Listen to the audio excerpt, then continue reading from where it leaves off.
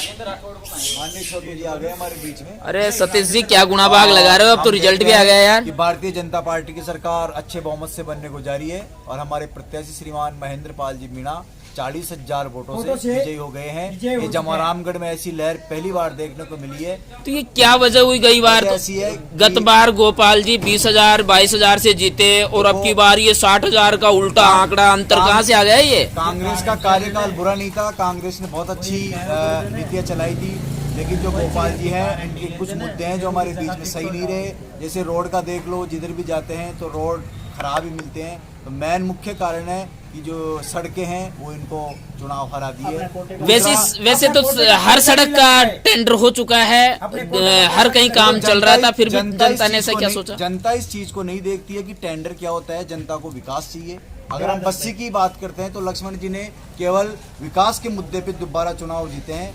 उन्होंने जहाँ भी जिस एरिया में देखो उनकी सड़कें। सतीश जी आप क्या उम्मीद करते हो महेंद्र जी से? आप ऐसा है कि महेंद्र पाल जी बढ़िया विकास करेंगे, क्योंकि भारतीय जनता पार्टी की सरकार बनने को जा रही है और इधर भी भारतीय जनता पार्टी के कैंडिडेट ही जीते हैं। और हमारे महेंद्र जी हम आशा करते हैं कि इनको बहुत ज्यादा क्या नाम से विकास का कार्य करने के लिए पैसे मिलेंगे। तो अब जनता लगभग पूरी उम्मीद बना ली होगी कि जमोरामगढ़ बढ़ जाएगा। बिल्कुल हम कोशिश करेंगे और महेंद्र जी को अवगत क्योंकि अब तो इनके पास कोई ऐसा मुद्दा भी नहीं होगा कि हमारी गवर्नमेंट वहाँ नहीं थी वहाँ नहीं थी। अब तो दोनों जगह बीजेपी गवर्नमेंट है और अपना एमएलए भी बीजेपी का रहेगा। मुद्दा की अगर बात कहें तो इतनी जल्दी तो पॉसिबल नहीं हो सकता हर चीज, लेकिन हाँ 2-3 साल बाद महेंद्र जी इस चीज को विधानसभा में उठाएंगे और शायद लगभग 3-4 साल के अंदर। तो सतीश जी आप बताओ इस लोगों को कि आप कहाँ जमोरामगढ़ में कहाँ से बोल रहे हो आप? जमोरामगढ़ में हम ग्राम पंचायत बूज से बोल रहे हैं। बूज प्रॉपर स्टैंड से बोल रहे हो?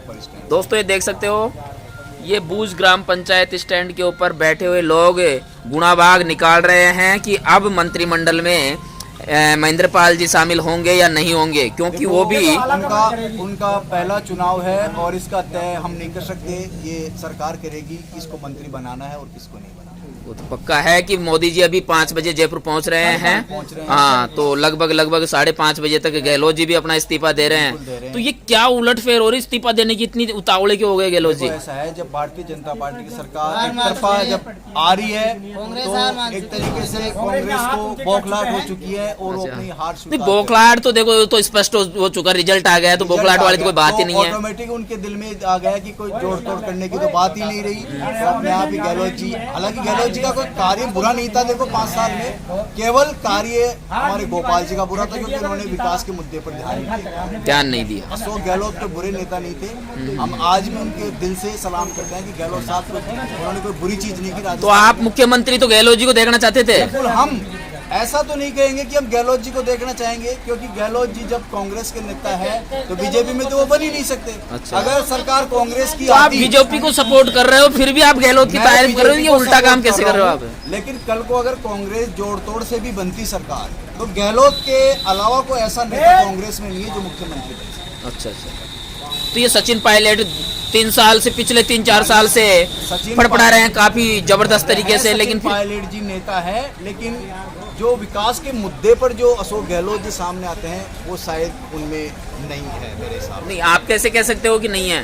देखो ये बात एक नेगेटिव टाइप आप बात कर रहे हो कि कांग्रेस के सचिन पायलट और अशोक गहलोत दोनों बढ़िया नेता नहीं सतीश जी, मेरे दिमाग में नेगेटिविटी नहीं, मैं तो आपसे पूछ रहा हूँ। नेगेटिविटी का मतलब यह है कि अशोक गहलोत है, उनकी आला कमान में अच्छी पकड़ है, इसलिए शायद हो सकता है कि उनको विकास कार्य के लिए ज्यादा पैसे मिले और माननीय सचिन पायलट को कम मिले। बहुत बहुत धन्यवाद आपको कि आपने राजनीतिक मुद्दों पर अपना पक्ष रखा। हाँ जी डॉक्टर साहब, आप क्या कहना चाहोगे कि अब आप क्या उम्मीद रखते हो कि महेंद्र पाल जी जीते हैं, अपने विधायक के रूप में सामने आए, तो आप उनसे उम्मीद लगा रहे हो कि काफ़ी विकास होगा, तो आप कैसे कह सकते हो कि गोपाल जी के कार्यकाल में भी उनकी गवर्नमेंट थी और वो 2 बार विधायक भी रह चुके थे और सरकार में अच्छी खासी पकड़ भी थी?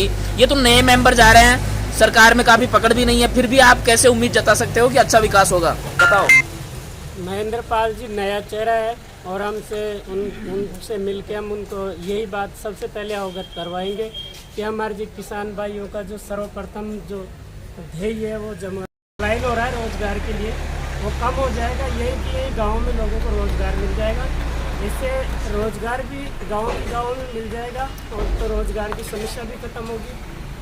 यही हम रोजगार के लिए तो गोपाल जी ने भी 2 इंडस्ट्रियल एरिया यहाँ पे विकसित डेवलप कर रहे हैं, काफी डेवलपमेंट हो भी चुका है। केवल और केवल वहाँ पे अभी इतना जल्दी तो कर भी नहीं सकते कि उद्योग स्थापित कर ही दे, काफी रोड भी बना दिए हैं, लाइटिंग की व्यवस्था भी हो गई है, तो उन्होंने भी काफी प्रयास किया है। आप पूरी उम्मीद इनसे कैसे लगा रहे हो? नहीं, देखो जो भी नेता है वो प्रस्ताव भी पारित करवा सकता है, उसको जो जमीन पे लाना हमें उस लाने में तो थोड़ा समय तो लगता ही है। हम उनकी निंदा नहीं कर रहे, लेकिन हम अपने नेता से जब वो बन चुके तो हम उनसे ज्यादा उम्मीद करेंगे कि वो जल्दी से जल्दी इसको क्रियान्वयन करवाए कार्यों का। देख सकते हो दोस्तों, जनता पूरे भरोसे से कह रही है, पूरे विश्वास से कह रही है कि महेंद्र पाल जी पूरे 5 साल जनता के बीच रहेंगे और 5 साल में जनता की बहुत जबरदस्त तरीके से सेवा करेंगे और जमुआ रामगढ़ को एक खुशहाल क्षेत्र के रूप में विकसित करने में अपना संपूर्ण योगदान देंगे। पहले भी जनता के बीच में तो आप किसके पक्ष किसको जिता रहे हो? नरेश मीणा को। अरे तो आप तो जमुआ रामगढ़ में हो। जमुआ रामगढ़ की तेल ले हुए। अच्छा, नरेश के पक्ष में हो? यार देख लो नरेश मीणा। अरे वाह यार, जबरदस्त माहौल बना रखे हो आपने तो, वाह। चलो अच्छी बात है, अच्छी बात है। ये तो पिछला पुराना वीडियो लग रहा है मुझे तो। कोटा 12 पक्का जो लोकप्रियता से वो आप खत्म हो जाएगी, खत्म हो क्यों? क्योंकि काम करा कौन पाना की सरकार रहनी कौन। अब जहाँ आदर्श नगर में थे भी घूम हो नीचे खूब विकास हुई हो, अब रुक जा लो जगह की जगह विकास। बेनीवाल बोलो यार हार को साथ में लाग रो मंच साझा कर उड़ार को और फिर कहे चुके 2-4 जगह सभा गमाए जने वो कार्यकर्ता ने पहचो गाड़े काट बगाई कौन बेनीवाल वीडियो है सबका लेकिन वो रामलाल की गणित खराब कर गो ना चोमू से। वो रामलाल यार रामलाल हार गया डेढ़ मान जी का रोब में चालू हो जा तो अच्छा डीजे भी लगेगा? पक्का कर जी, आज के आए हुए नतीजों के बारे में आप क्या कहना चाहोगे? बढ़िया हुए जो भी हुए, जो बढ़िया हुए हैं, जबरदस्त पक्को स्वीकार है कि जनता का ये आप जो भी सभी कार से पूरा ही? चलो अच्छी बात है।